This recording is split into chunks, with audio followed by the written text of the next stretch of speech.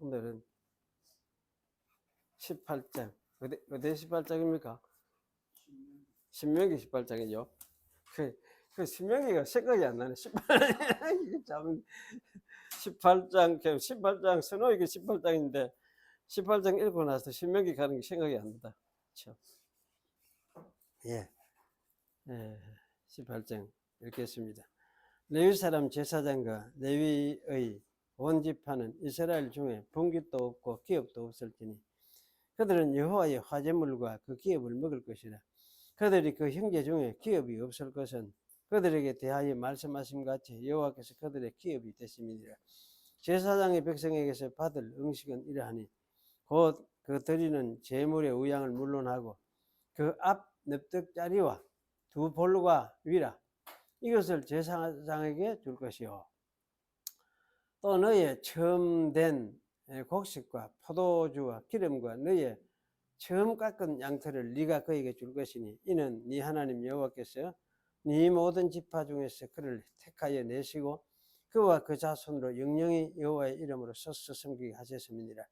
이스라엘의 온 땅 어느 성읍에든지 그하는 레위인이 간절한 소원이 있어서 그 거한 곳을 떠나 여호와의 택한 곳에 이르면 여호와 앞에 선 그 형제 모든 레위인과 일반으로 그 하나님 여호와의 이름으로 섬길 수 있나니 그 사람의 음식은 그들과 같을 것이요 그 상속 산업을 판 돈은 이 외에 그에게 속할 것이니라.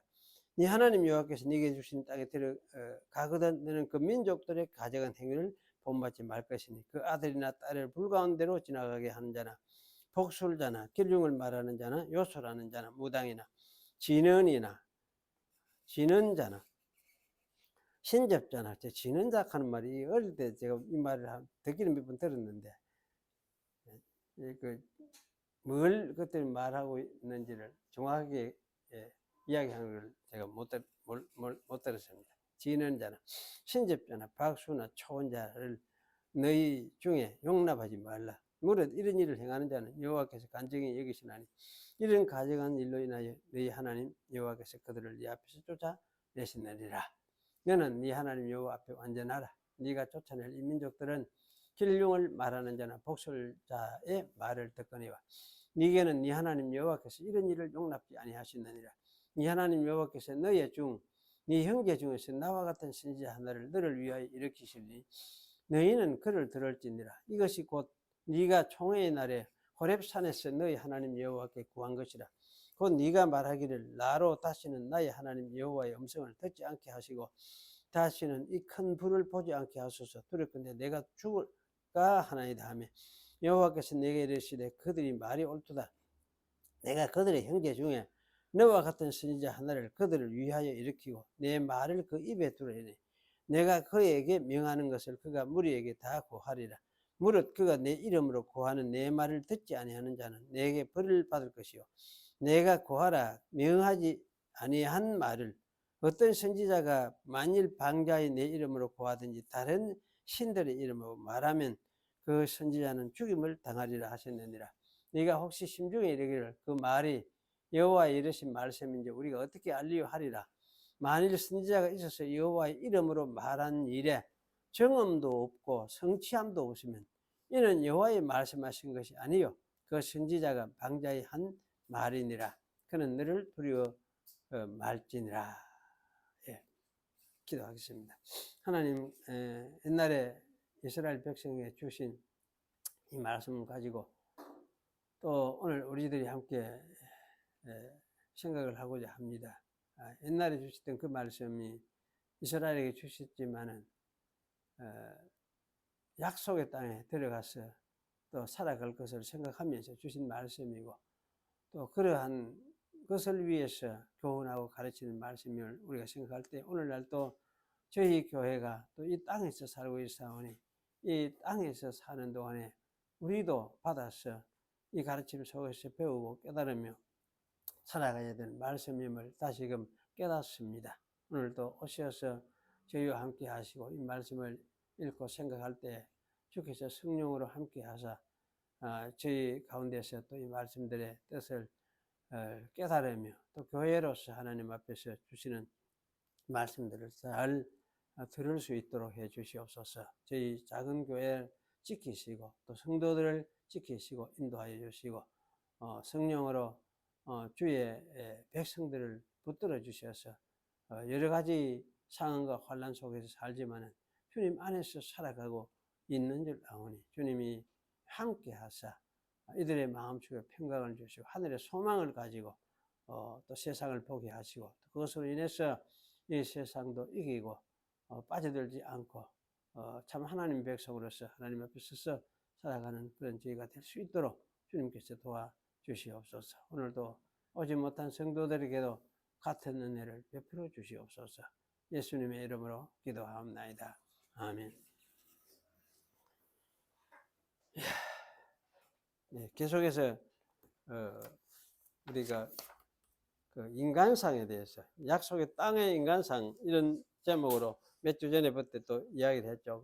여기에 뭐 계속 이야기하는 것이 아마 그런 관점에서 생각을 할 수 있을 것 같아요. 그 약속의 땅에 사는 하나님의 백성은 어떤 모습을 하고 어떻게 살아가는 사람들인가 아마 이런 것을 이야기해 주는 것이다. 그렇게 이해를 하면은 되겠다 그런 생각이 들어요. 그래서 신명기를 한마디로 이야기하면은 약속의 땅이 어떤 땅인가, 그게 사람들은 어떻게 살아가야 되는가, 이걸 아마 보여주는 것이 신명기의 핵심이다. 약속의 땅의 특징이라 할까, 특성이라 할까, 뭐 그런 걸 이제 이해를 그렇게 생각을 할 수가 있겠다.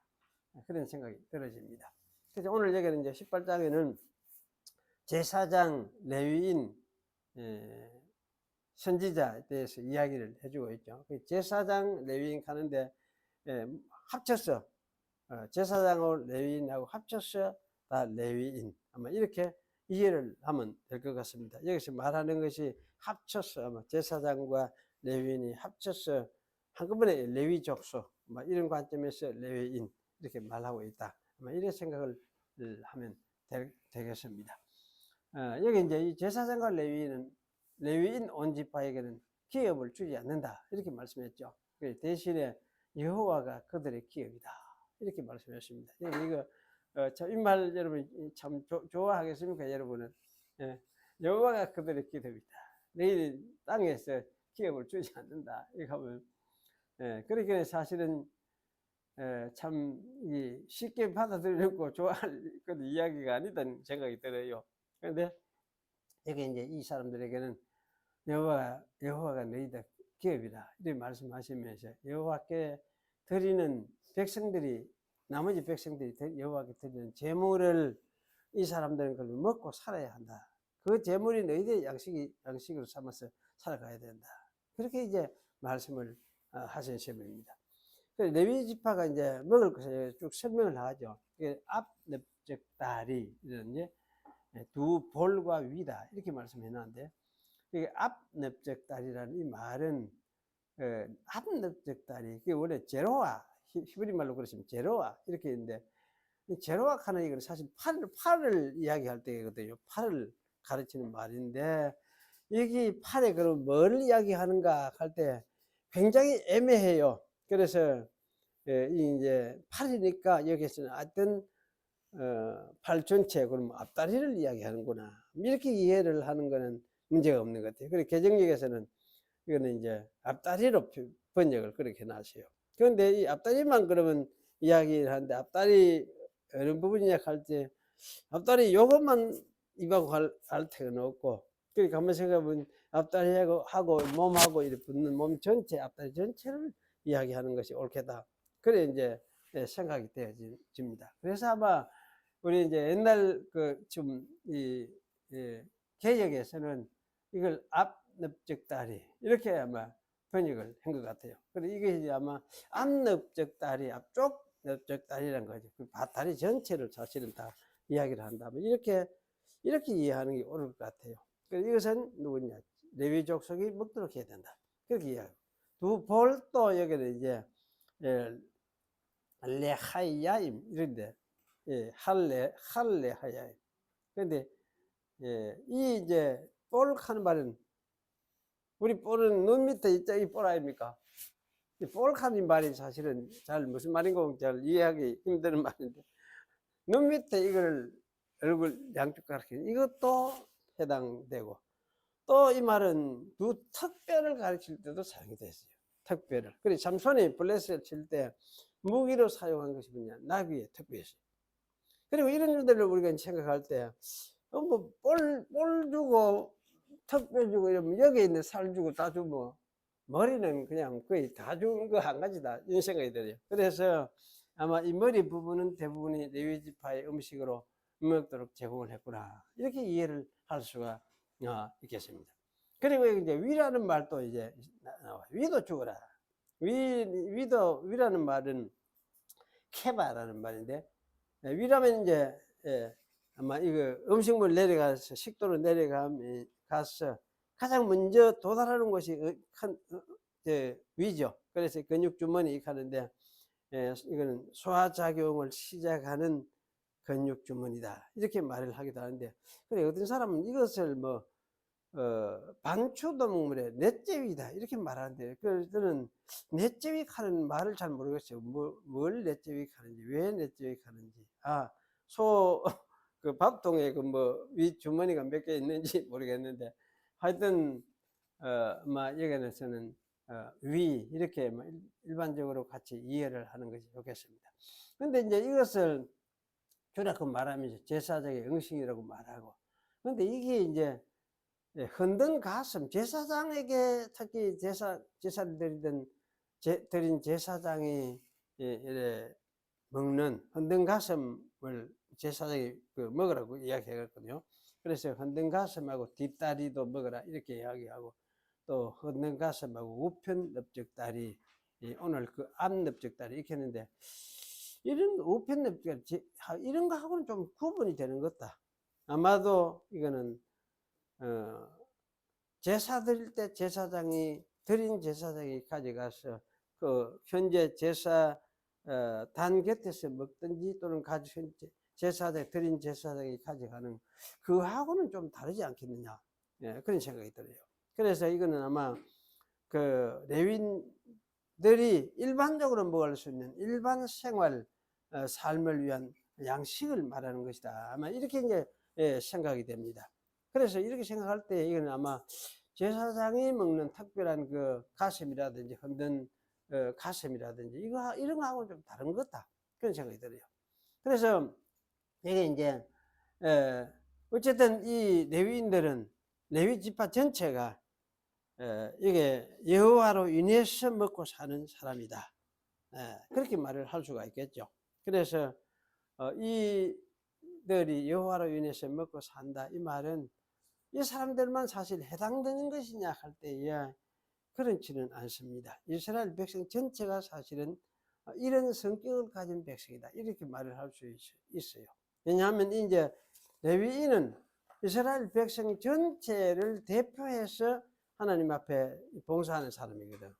그렇게 레위인의 삶이 사실은 이스라엘 백성의 삶 전체의 삶을 대표하는 삶이다, 이렇게 말을 할 수가 있어요. 그렇게 할 때에 사실은 이게 이제 이 레위인들이 살아가는 삶은, 그 정신은 이스라엘도 함께 본받고 그런 정신을 자기들에게도 우리도 이렇게 살아가야 되는구나, 이런 것을 이제 깨달으면서 살아야 되는 것은 틀림없다, 그런 생각이 들어집니다. 그래서 그러나 이게 이제 실제로는 먹는 재물은 여기 이제 구분을 좀 하고 있죠. 이 레위 자손 전체가 먹는 것하고 백성들이 먹고 살아가는 것하고는 좀 구분을 해놨어요.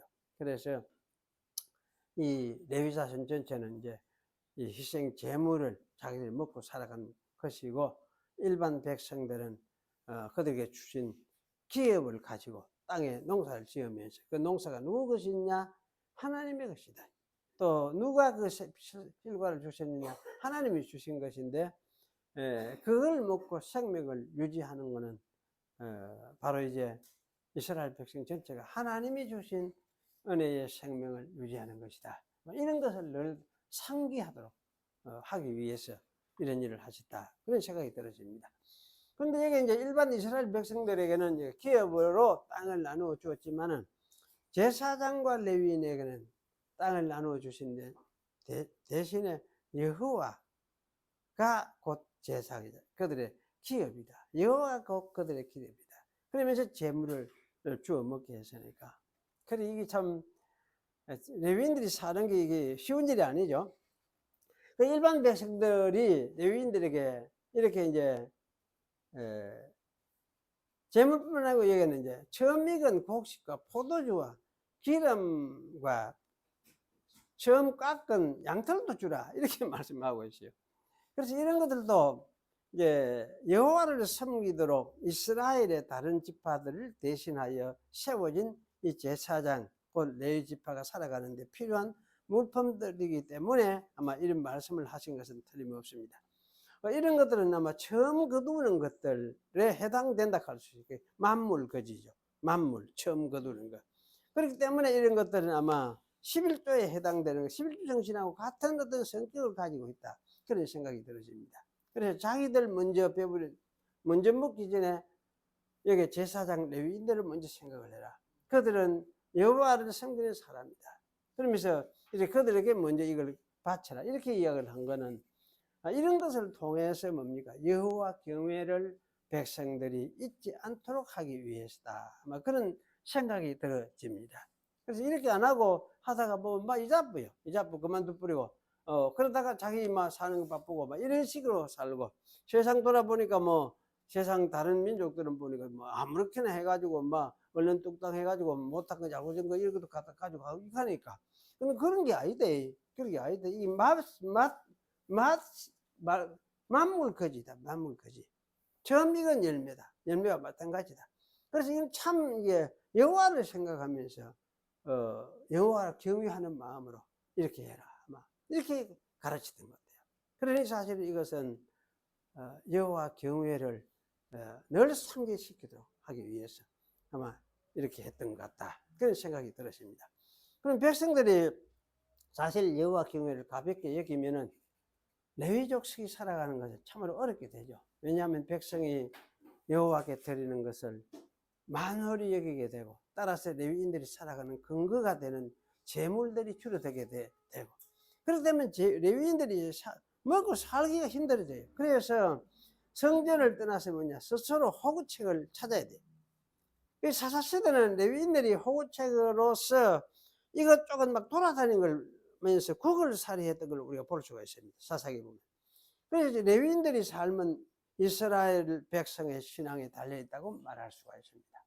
곧 이스라엘의 여호와를 경외하면은 레위인들도 좀 이제 사는 게 나아지고 경외하지 않는 자이다 안 하면은 레위인들도 사는 게 힘들어져 버려요. 이런 관점에서 볼 때에 레위 지파의 삶은 이스라엘 백성의 여호와 경외의 척도가 된다. 그렇게 말할 수가 있습니다. 그리고 여기 이제 이어지는 6절에서 8절의 말씀, 이스라엘이 가나안 땅에 들어간 후 레위인들이 온 가나안 땅으로 흩어져서 살게 되었을 때를 내다보면서 한 말씀으로 생각이 됩니다. 너 들어가서 살기인데 그걸 내다보면서 그때는 이제 어떤 일이 있느냐, 중앙성소 주변에서 살게 되는 레위 사람들도 있지만은 지방으로 흩어져서 살게 된 레위인들도 있을 것이다. 이걸 이제 내다보고 있습니다. 그때에 지방에 살던 레위인에게 간절한 소원이 있어서 이렇게 표현을 하고 있어요. 간절한 소원이 있어서. 그래서 이제 이 사람은 중앙성소에서 나도 여호와를 섬기는 일에 수종을 들어보고 싶다. 이런 소원이겠죠. 여호와를 이렇게 진짜 섬기면서 살고 싶다. 이런 소원이라고 할 수가 있습니다. 그래서 이런 소원을 가지고는 사람이 생겼는데 그런 사람은 이제 그런 사람이 뭐냐, 자기 집을 팔고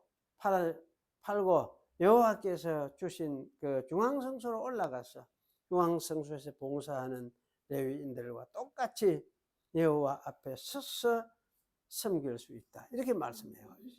그 여기 이제 여호와 앞에 섰다 하는 이 말은 누가 합니까? 여호와 앞에 서서 섬기는 이 사람 주로 뭡니까? 제사장들이 이게 하죠. 그럼 제사장을 도우는 레위인도 사실은 여호와 앞에 서서 이 성민을 갈 수가 있어요.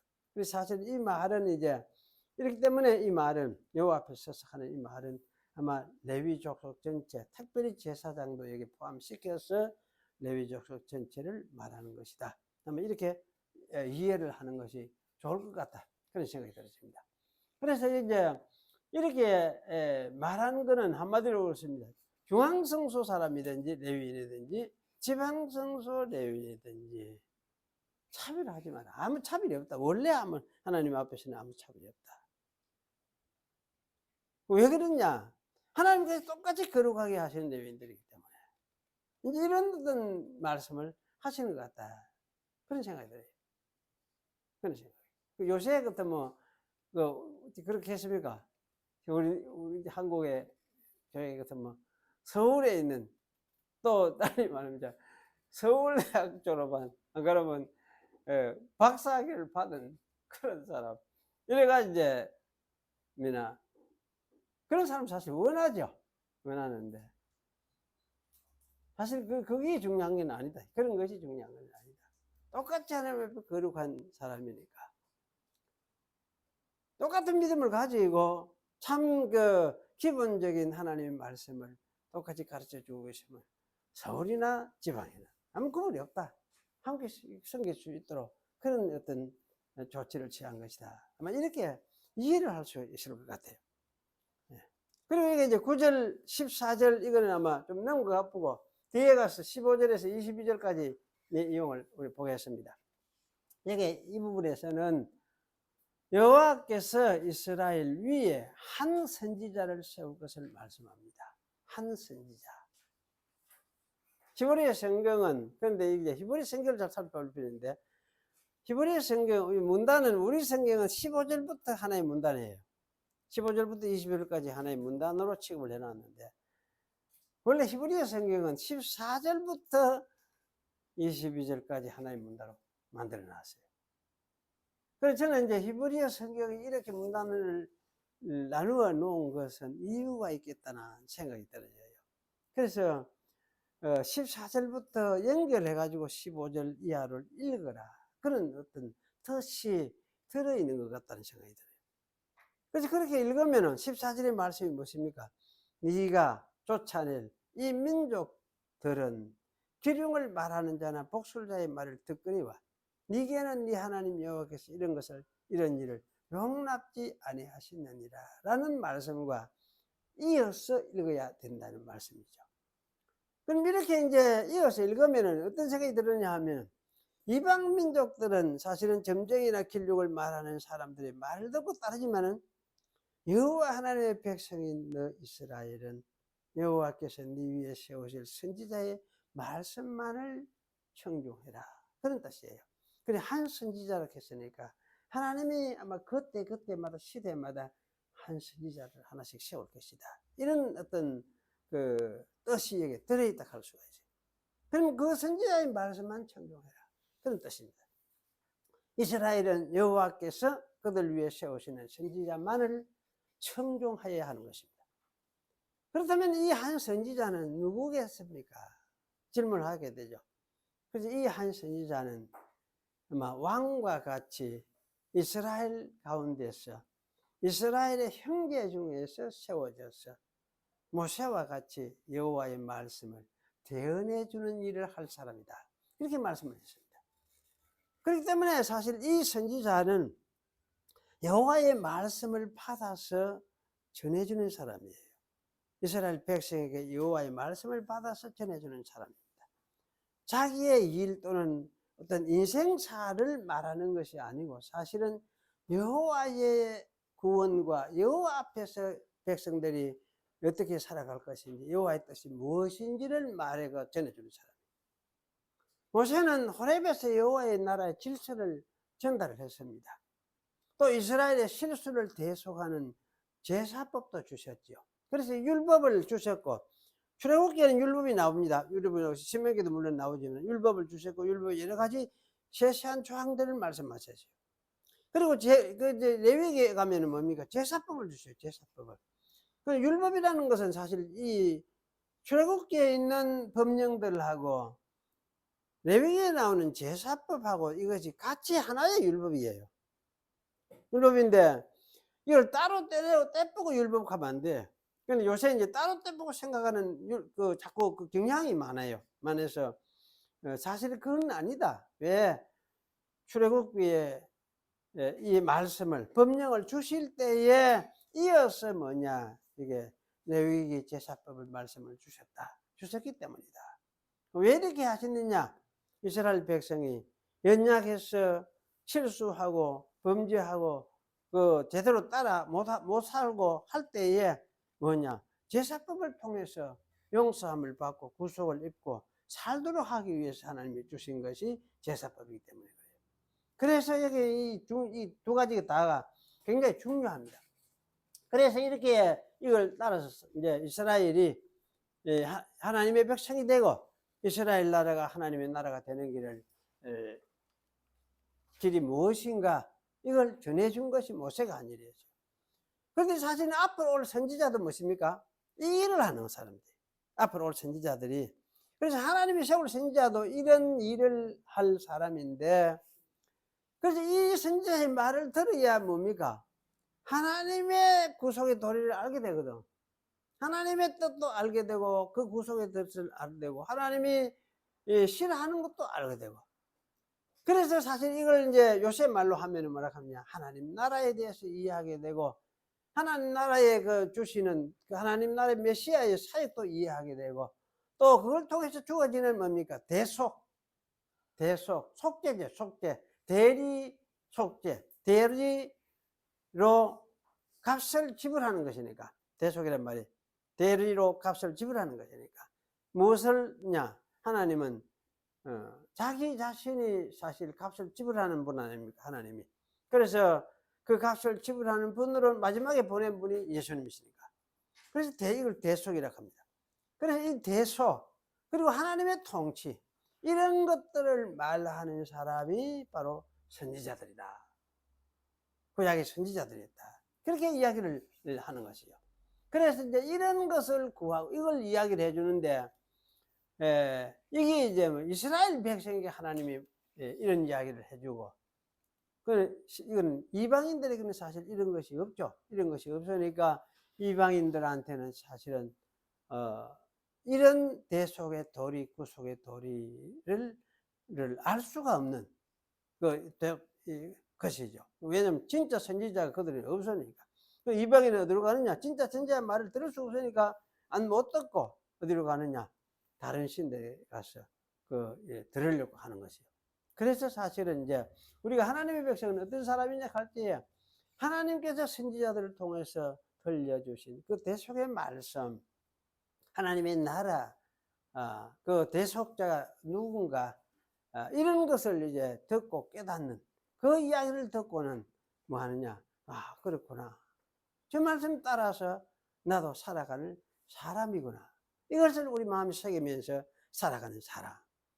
이게 바로 이제 이게 하나님의 백성이다. 이렇게 말을 할 수가 있어요. 이런 의미에서 이제 우리가 비추어 보면은 그 예수님이 뭡니까? 최고의 백성이라고 할 수 있어요. 그 예수님이 최고의 이스라엘이라고 할 수 있고.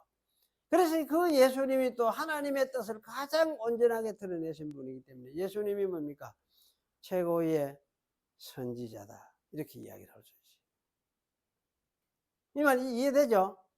예수님이 최고의 백성임, 이스라엘 백성이면서도 예수님이 이스라엘 백성 중에서 태어나신 최고의 선지자, 최종적인 선지자다. 그렇게 이야기를 할 수 있어요. 그 예수님 후에 선지자가 있느냐 하면은 사실 사도시대까지는 선지자가 이어졌다 할 수 있습니다. 그 후에 선지자가 있느냐? 어떻습니까? 있다 해야 됩니까? 예수님 후에, 그 후에 선지자, 오늘날 선지자 있습니까? 흔히 그런 이야기를 하죠. 오늘날 선지자 있습니까?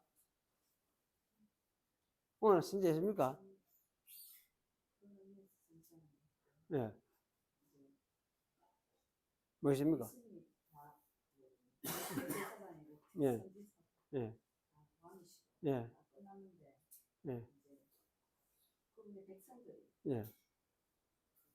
이렇게 얘기하는 그 선지자로 말하는 게 아니고 예. 예. 그래 이제 이거를 예수님이 보여주신 선지자로서 보여주신 그 가르침, 그 대속의 원리, 하나님 나라, 이걸 이제 우리가 받고 사는 사람이니까 이걸 가지고 살아가는 우리가 예수님이 하신 일을 말하자면 드러내는 사람이죠. 보여주는 사람이에요. 뭐 누가 보세요 이렇게 하는 게 이렇게 하고 하면 좋지만은 그런 게 말이 아니고 이렇게 살아가는 사람이니까. 그래서 사실 이제 이게 선지자적인 기능을 가지고 있다, 뭐 이렇게 말을 할 수는 있겠습니다. 그래서 모든 사람이 만인 제사장이다 이렇게 하듯이 사실 이런 의미에서는 만인 선지자다 이렇게 할 수도 있어요. 만인, 모든 사람이 선지자다 이렇게 할 수가 있어요. 그런데 우리가 이렇게 말할 수 있는 것은 사실 최종적인 최후의 선지자, 또 완전한 선지자이신 예수님께서 하나님의 말씀을 다 드러내가 우리에게 보여주셨고 말씀해 주셨고 자기가 그걸 또 증명해 주셨어요. 십자가 부활을 통해서 증명해 주셨고 그 이전에 여러 가지 사건을 통해서 이렇게 증명해 주셨고, 그래서 사실은 그 예수님이 말씀하신 그 말씀, 그 말이 사실이네. 그분이 메시아고 구원자고 우리의 대속자고 그렇게 우리가 믿고 이제 살아가는 거죠. 그래서 이걸 믿고 이 믿음 가지고 살아가는 사람들이 사실 세상 사람들에게는 선지자의 기능을 가지고 있어요. 그럼 세상 사람들 중에서 어떻습니까? 전도도 해봐야 되죠. 해보는데 이 도리에 대해서 관심을 가지고 알고 싶어하는 사람이 있으면 이 말씀이 전해지면은 이것에 또 궁금해하고 하면서 알고 싶어하게 되죠. 그런 사람은 그런 마음을 가지거든. 그러면 그때도 이야기를 해주고 가르쳐 주고 이래 하는 것이 사실 전도를 할 수 있습니다. 그리고 여기 이제 베드로가 설교한 설교를 보면 사도행전 3장에 보면 그래요. 사무엘 때부터 세워진 모든 선지자들도 예수의 때, 예수께서 사역하셔서 여신 새로운 이 구원의 때를 말하고 있다 이렇게 말씀하고 있어요. 사도행전 3장 24절에. 그럼 구약의 모든 선지자가 그렇게 말하고 있다면 그걸 이야기하는 사람들, 구약의 모든 선지자가, 구약의 모든 선지자들이. 그래서 이제 이 말을 가만히 생각해 보면 그러면 구약에는 시대마다 선지자가 이렇게 세워졌네. 특별히 다윗 이후에 그때부터 이제 많이 세워지죠. 범죄한부터 많이 세워지고 이러는데 그때의 선지자들이 자기 시대 사람들 이스라엘 백성들에게 바로 예수님의 시대, 새로운 시대가 온다, 메시아가 나타나서 구원할 새로운 시대가 온다, 이것을 구약의 선지자들이 말씀을 했다. 자기 시대 사람들에게, 자기 시대 이스라엘 백성들에게. 그렇게 여러분이 이야기를 할 수 있겠습니까? 구약의 선지자들은 구약 자기 시대의 사람들한테 메시아가 나타나서 대속을 이루고 하나님이 보내신 메시아가 오셔서 대속을 이루고 새로운 시대를 여실 것이다. 자기 백성 범죄해도 다시 돌이켜서 이스라엘 속에서 새로운 이스라엘을 여실 것이다. 구원의 새 시대를 여실 것이다. 이런 것을 자기 시대에 내다보고 사람들에게 이야기를 했더라. 예를 들면 다윗 자기 시대에 그런 이야기를 했던가? 했습니까? 다윗이? 했습니까? 다윗이 했죠. 다윗이 사무엘하 7장을 다윗 언약이라 이야기를 하는데요. 사무엘 7장이 중요한 게 아니고 사실 그건 시작에 불과해요.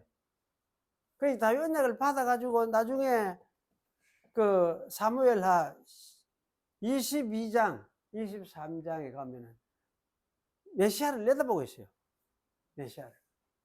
그래서 메시아 나라에 대해서도 다윗이 내다보고 있어요. 내 나라 시작에 불과하구나. 나는 시작에 불과하구나.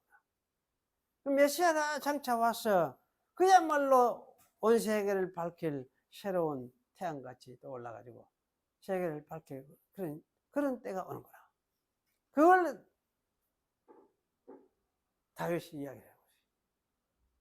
그럼 누구한테 이야기합니까? 자기 시대, 자기 백성들한테. 이스라엘 자기 백성들한테. 그걸 그러면 누가 받아들이고 믿습니까? 백성들이 안 믿는 사람은 믿죠. 알죠. 믿고 알고. 솔로몬이 그걸 받아서 그것도 배아가 받아들이고 또 따라가는 것이고. 그래서 솔로몬 이후에 임금들은 전부 사실은 그걸 잊어버리지 않고 믿고 따라갔어야 돼요. 그래서 구약의 사실 선지자들은 다 이와 같이 미래에 하나님이 메시아가 오셔가지고 하나님이 이루실 새로운 구속에 대해서 말씀을 이루실 것이라는 것을, 구속을 이루실 것이라는 것을 구약의 모든 선지자들이 말씀하고 있다. 이게 누가 이렇게 말을 하느냐? 설교를 베드로가 이렇게 말을 해요. 베드로가 이 설교를 해요. 베드로가 이렇게 이야기해요. 예수님도 이렇게 설명했어요. 이런 식으로. 구약의 선지자들이 나에 대해서 이야기를 했지 않느냐? 구약의 모든 말씀들이 나에 대해서 이야기했지 않느냐? 그렇게 이야기를 했어요. 그저 이렇게 설명하면은 잘 믿지를 않으려고 해요. 학자들도 잘 안 받아들여요. 잘 안. 그거 어째 그렇게 설명할 수 있느냐? 그거 확실히 그게 맞나? 이렇게 생각 이야기해요. 근데 그게 이제 저는 한마디로 예수님과 신약 사도들이 설명을 이렇게 하고 있다.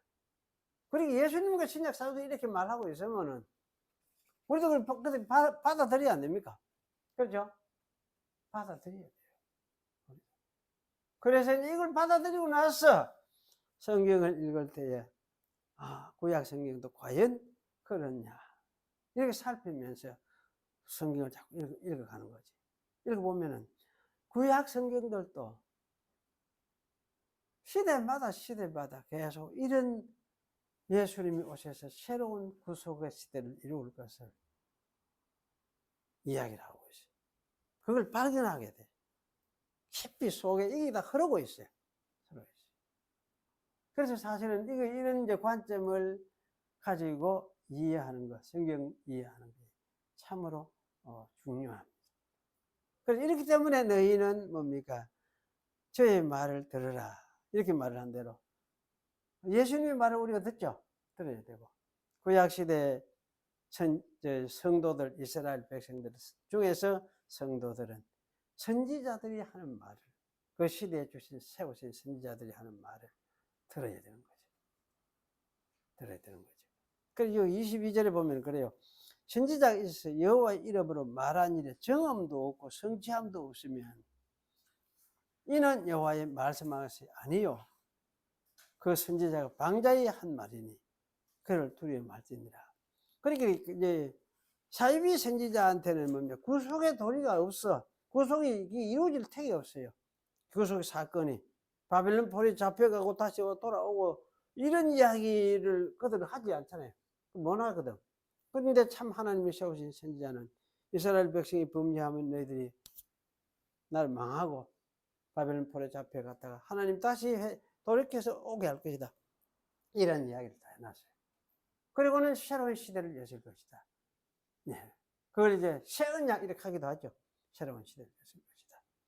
그래서 예수님은 신약은 예수님을 가리켜서 선지자다. 한 선지자를 모세가 한 선지자를 하나님이 세우실 것이라 말씀하시는데 그 새 선지자가 누구냐? 예수님이시다. 예수님이시다. 그 이야기를 하고 있어요. 그 신약 성경에 그 이야기를 하고 있는 거는 여기 보면 이제 참고 제가 해놨으니까 읽어보십시오. 사도행전 2장에도 나오고 3장에도 나오고 계속해서 이 이야기가 나와요. 모세가 세우신 선지자하는 그 선지자는 예수님을 가리키는 것이 최종적으로 예수님을 가리키는 것이 맞아요. 맞고 그 앞에 선지자들은 다 이 예수님에 대해서 이야기하고 있는 이야기해주는 선지자다. 그렇게 우리가 이해를 할 수가 있습니다. 근데 이게 성경의 하나의 큰 관점이라는 걸 여러분이 이해를 하시면 좋겠습니다. 그래서 이 구속의 말씀을 들어야 왜 됩니까? 살죠. 이거 안 들으면 못 사는 거지. 안 들으면 못 사는 거지. 기도하겠습니다. 하나님 아버지, 오늘도 주의 말씀을 이미 우리가 들었어 알고 있고 또 우리 마음속에 새기고 있는 것을 되새겼습니다. 이것을 되새기면서 다시금 이 뜻이 성경 속에 가르치는 뜻임을 확증하여 사오니 이 성경 속에서 가르치는 이 가르침의 도리를 우리가 마음에 새기고 이걸 또 우리의 삶의 근거로 삼아서 믿고 살아가는 그런 저희들이 되게 불러주신 줄을 압니다. 주님 우리 늘 함께 하셔서 성령으로 우리와 함께 계시고 우리를 인도하시는 줄 믿사오니 세상에 무슨 일이 있어도 참 이 믿음 가지고 주의 나라를 바라보면서 살아가는 그런 우리 성도들 되도록 붙들어 주시옵소서. 예수님의 이름으로 기도하옵나이다. 아멘. 예, 기도하겠습니다. 찬송하겠습니다.